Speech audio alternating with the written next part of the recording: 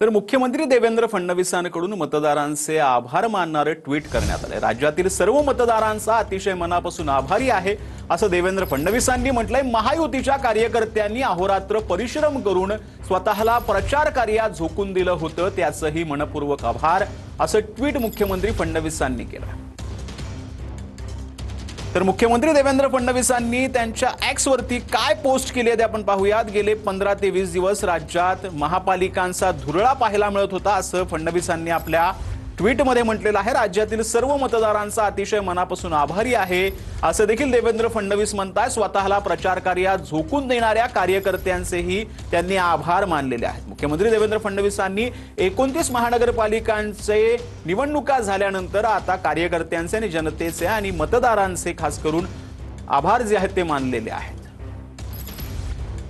तर मुख्यमंत्री देवेंद्र फडणवीस हे आज नागपूरमध्ये त्यांनी मतदान केलेलं आहे आणि आज दिवसभर मुख्यमंत्री देवेंद्र फडणवीस हे नागपुरात होते। आता संध्याकाळी ज्या वेळेला या संपूर्ण 29 महानगरपालिकांच्या निवडणुका संपलेल्या आहेत त्यानंतरला मुख्यमंत्र्यांनी ट्विट करत काय जे आहे म्हटलेलं आहे ते आपण पाहूयात। मुख्यमंत्री देवेंद्र फडणवीस यांनी एक्स वरती पोस्ट केली आहे। गेले 15 ते 20 दिवस राज्यामध्ये महापालिकांचा धुरळा सुरू होता असं देवेंद्र फडणवीस यांनी म्हटलंय।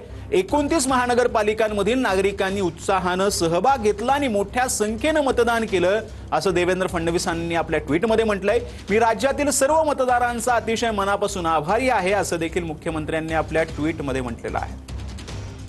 तर भाजप महायुतीच्या कार्यकर्त्यांनी अहोरात्र परिश्रम करून प्रचार कार्यात झोकून दिलं होतं, त्यांचेही मनपूर्वक आभार असं देखील देवेंद्र फडणवीसांनी आपल्या ट्विटमध्ये म्हटलेलं आहे।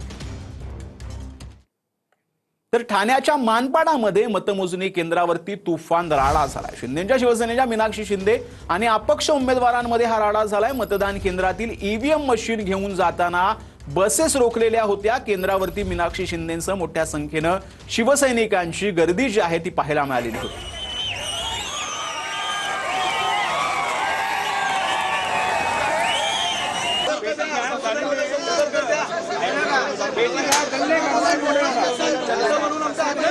इथे काहीतरी मतपेट्या लोक आतमध्ये होते वगैरे अशा काहीतरी प्रकार आहे आणि तो पाहण्याकरताच मी आलेलो आहे। समोरचे विरोधी पक्षाचे उमेदवार या ठिकाणी आतमध्ये होते आणि या लोकांना बाहेर काढलं, तर आतमध्ये कशासाठी आहेत अशा पद्धतीचे आरोप त्यांनी केलेले, म्हणून मी या ठिकाणी आलेलो आहे। त्यांनी असा प्रश्न उपस्थित केला की बाहेरचे लोक आणलेत, माझ्या जीवाला धोका आहे, कोणाच्या जीवाचं बरवाईट करायचा प्रयत्न आहे मोठ्या प्रमाणात आहे की त्या आमच्या महिला आघाडीच्या ठाणे जिल्हा संघटना आहेत, माजी महापौर आहेत आणि त्यांच्या बाबतीत जर असे काही प्रकार काहीतरी घडलेला आहे हे कळताच या क्षणी मी हजर झालेलो आहे।